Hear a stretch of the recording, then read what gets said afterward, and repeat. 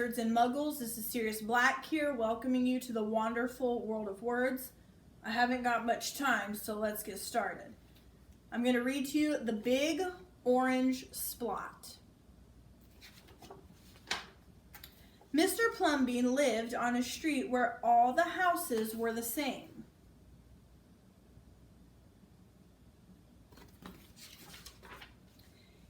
He liked it that way, so did everybody else on Mr. Plumbean's street. This is a neat street, they would say. Then, one day,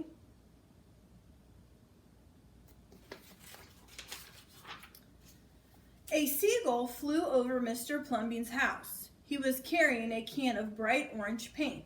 No one knows why.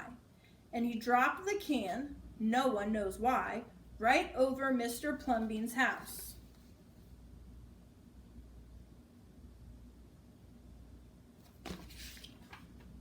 It made a big orange spot on Mr. Plumbean's house. Oh, too bad, everybody said. Mr. Plumbean will have to paint his house again. I suppose I will, said Mr. Plumbean. But he didn't paint his house right away. He looked at the big orange spot for a long time. Then he went about his business. The neighbors got tired of seeing that big orange spot. Someone said, Mr. Plumbean, we wish you'd get around to painting your house. Okay, said Mr. Plumbean.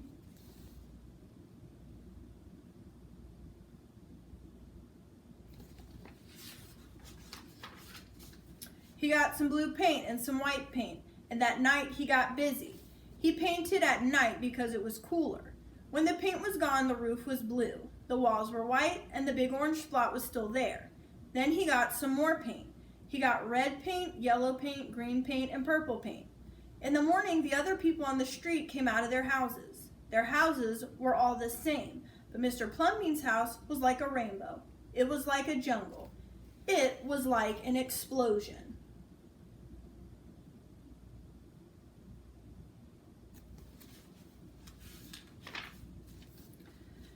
There was the big orange spot, and there were little orange spots. There were stripes. There were pictures of elephants and lions and steam shovels.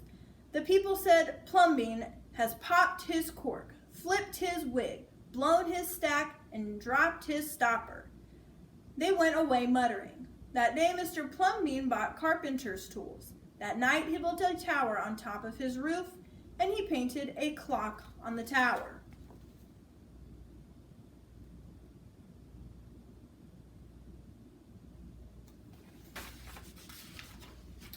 The next day, the people said Plumbean has gushed his mush, lost his marbles, and slipped his hawser.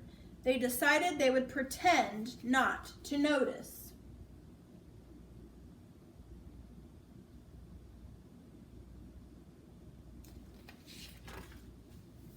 That very night, Mr. Plumbean got a truck full of green things. He planted palm trees, baobabs, thorn bushes, onions.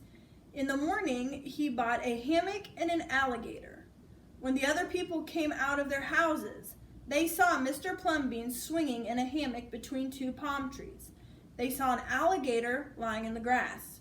Mr. Plumbean was drinking lemonade.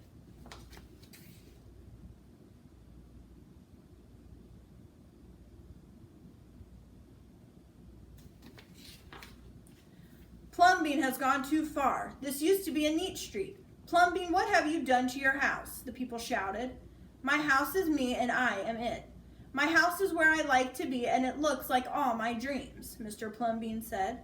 The people went away. They asked the man who lived next door to Mr. Plumbean to go and have a talk with him. Tell him that we all liked it here before he changed his house. Tell him that his house has to be the same as ours so we can have a neat street.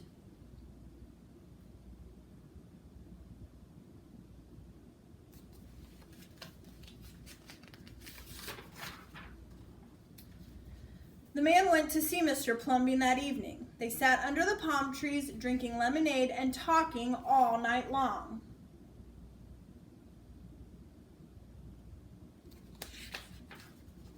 Early the next morning, the man went out to get lumber and rope and nails and paint. When the people came out of their houses, they saw a red and yellow ship next door to the house of Mr. Plumbean.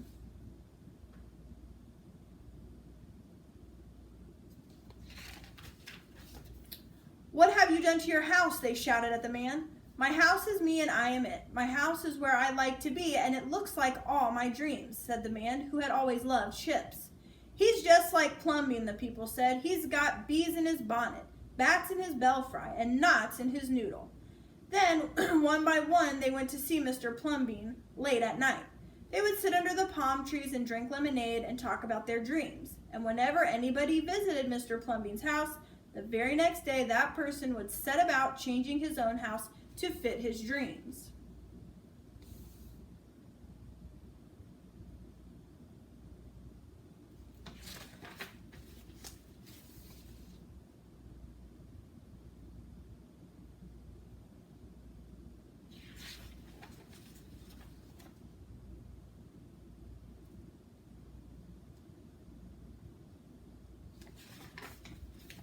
Whenever a stranger came to the street of Mr. Plumbean and his neighbors, the stranger would say, "This is not a neat street." And all the people would say, "Our street is us and we are it. Our street is where we like to be, and it looks like all our dreams."